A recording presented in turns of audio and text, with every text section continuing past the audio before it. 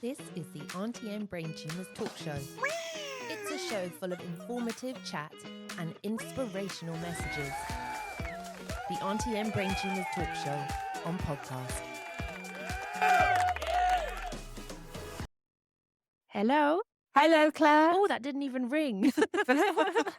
Hi, Helen. Because I've got my finger on the button. We want to hear it all about Brainstrust. Tell us a bit more as to why you got involved. What set you off to think, I want to do this? I want to be involved in a brain tumour charity. It started in 2004 when Meg, my daughter, it was a week before her 19th birthday, and I got a phone call at home to say she'd been admitted to A&E. They weren't sure what was wrong with her, but that I needed to get over to the hospital as soon as possible. Peter, my husband, and I went over there, and she'd had a seizure, but she hadn't been home the night before, and I wasn't really sure what was going on. She'd been out with her girlfriends, and you immediately start thinking Rehypnol and date drugs and things like that. Gosh, yeah. But the paramedics took us to one side and said, Meg had said that it wasn't the first instance that she'd had of this sort of seizure. Yeah. And that set us on this trajectory. And that was in July. And then in October, she'd had a couple of brain scans, and we were finally told that she had a brain tumour, and that was what was causing the epilepsy. And I'm not often speechless, but I was that day.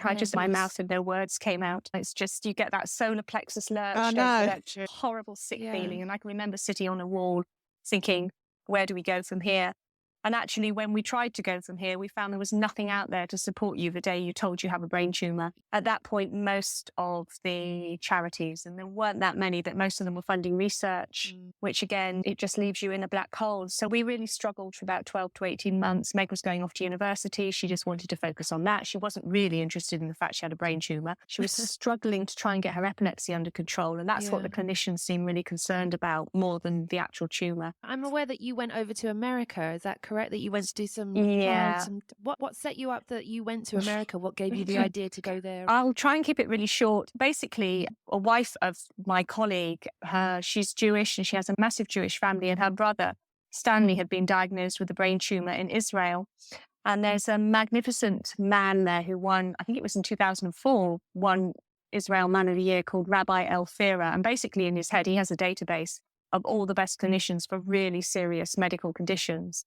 And she said, oh, just give me Meg's brain scans and we'll send them over to the rabbi. And I was thinking, this is just crazy. Yeah. This is so left field. But it's not committing us to anything. And at this point, we were just on the journey of trying to find out as much information as possible. And they wouldn't even do a biopsy on Meg's tumour. They said it was too dangerously sighted. And basically, she had to live with it, but to go away and have a short life. Yeah. Whereabouts was it? It was right. It was right in the deep middle of her brain. So it was in the occipital. Yeah, you're going to say there's two other lobes. So it was cutting across three lobes. So it's affecting her vision, her memory, and her spatial awareness. It'll come to me in a minute. It was the occipital temporal, and there's another lobe, but I can't remember what it is now. So we had the scans. We sent the scans to Israel, and then the rabbi phoned me up and gave me the names of two neurosurgeons, both of whom were in the States. So I literally got their faces up on the website, said to Meg, which ones do you like the look of? And she chose Peter Black because it's the name of Peter, my husband, who co-founded the charity. And he also looks like Peter Black. They're both bald. So we had the scan sent over there. And all the time I was thinking, this is really scary, but it's not committing us to anything at the moment. We're just finding out information.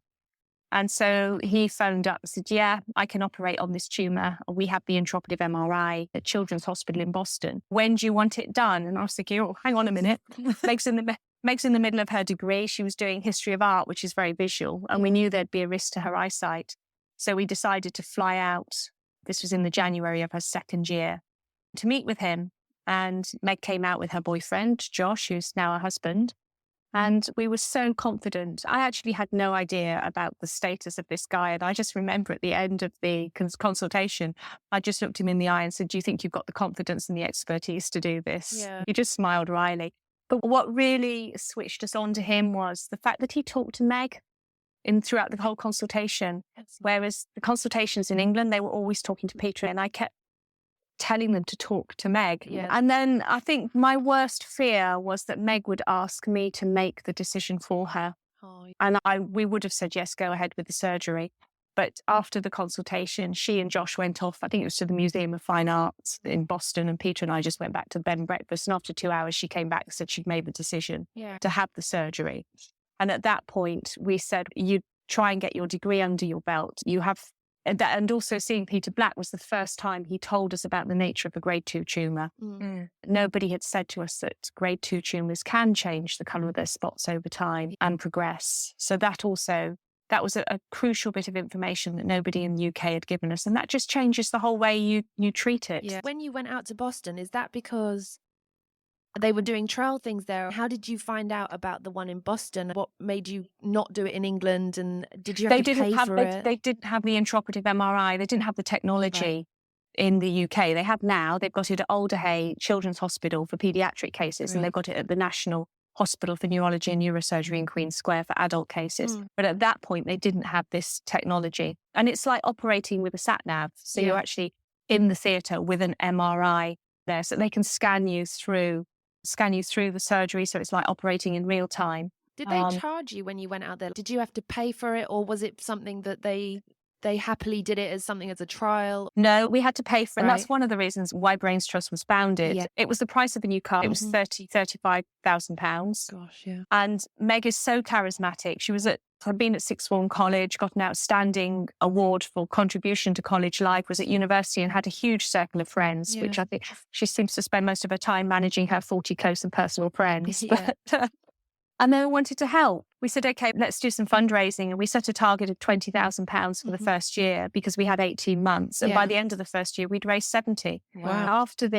After the surgery, we realised we had a really positive story. So we decided to put the rest of the funds into setting up the trust to help other people, because we didn't want people to feel as lost as we did the day we were told Meg had a brain tumour. And I really had to stick to my guns with our trustee board. They said, oh, no, we want to do research. And I said, no, that's covered. We want to help people. So trying to keep that focus initially and get them to see that you can achieve so much more by giving people the information and empowering people and helping people to grow. We have a very clear ethos now about our support services and how we help people. And that underpins everything. So I think we're 10 years down the line now from when the seed of starting Brainstrust first grew, but it was actually founded in 2006. Is that right, Peter? Yeah, that's when the trustee was set up. You do a lot as Brainstrust, but you also have other groups that are tied up with you around the country with the meetups. The point we're at now is that we need to go to a regional model because we're supporting, I think it's something like 1,500 families across the UK, and I can't manage it all. So we're going to a regional support model. We've got a support specialist in Glasgow, Sheffield, London. So we get coverage over the whole of the UK, but we try and offer help and support that is both online and offline. So there's something there for everybody. So our meetups, Meg wasn't interested in support groups. We felt that some of the other charities do support groups and we don't want to duplicate effort. So we run meetups, whereas we just create the space for the brain tumour community to get together and meet up. We'll find the venue, we'll pay for the food, non-alcoholic drink. And a good outcome for us is to see people exchanging stories, sharing narratives and experiences, and exchanging email and phone numbers, and knowing that they're then going to go on to meet up themselves. Yeah, I went to the one that was in London and met some great people, and everyone was so in different stages, completely different tumours were and stuff. Some were they were recovering, some were right at the beginning. So there's a real range of people. Yeah. And I really enjoyed meeting everybody. And I think I was quite nervous because I'd never spoken to other people other than online, but I hadn't actually face-to-face met people. It was really friendly. And you guys, I know you, as I say, you were there and you made it really easy just to integrate with everyone else. And it's really lovely. And I really do advise people when they hear about this or when they do look onto your website, onto Brainstrust, is to definitely get involved because there's no pressure. It was very, like you say, it was very laid back. And you don't have to talk about your tumours or your treatment. You can just chat absolutely about anything, really. If people go to the community page on the website, they will see they can just click on the meetup. It's growing daily. And that's on the www.meetup.com/Brainstrust. Is that right? Yeah. And if they go on the main Brainstrust website and click on the community page, they can get through to it that way as well. I think with the website, you have so much information. It is fantastic. And you don't just stick it to yourselves. You have spread out to tell people where they can go to other places. They haven't just kept everything to yourselves. It's like you really do expand on everything you're doing. And again, I really think that's brilliant. And I've found your website incredibly helpful for me. And very easy to to read and follow. To navigate. Thank you. I think It's lovely to hear. The Brain Tumour Hub was a great idea because when we first started the programme, people would come online or tweet or whatever and say, oh, who's in this area, or I live in wherever. So straight to you and we guys. could put them onto the Brain Tumour Hub and they could have a look. Yeah. And it's so nice to have a central thing where people can just have a look at it and say, oh, actually, there's one not too far away. Yeah. It's not a about bit like the medical, meetups, but this is actually organisations that they might That's be right. able and to it cuts latch across onto. all the charities. It was the first time that all the resources have been in one central place. It is updated continually. Yeah.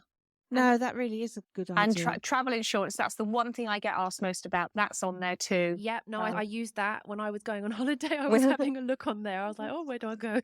Yeah, for seizures, because obviously I'm on my medication for seizures, and I needed somewhere to look, and it was really helpful. So thank you for that. I find it very helpful. What are the things that you have for this year with Brainstrust? What do you see Brainstrust being at the end of the year? What are you focusing on? A real goal for us is to make sure that we're the first port of call for anybody that's diagnosed with a brain tumour. So it's about growing awareness of what we do and the resources we have and how we help across as many networks as we can. Thank you so much for everything you're doing.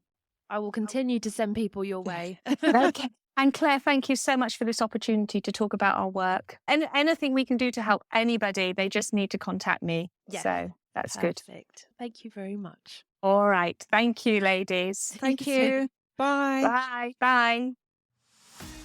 This is the Auntie M Brain Tumours talk show. It's a show full of informative chat and inspirational messages. The Auntie M Brain Tumours talk show on podcast.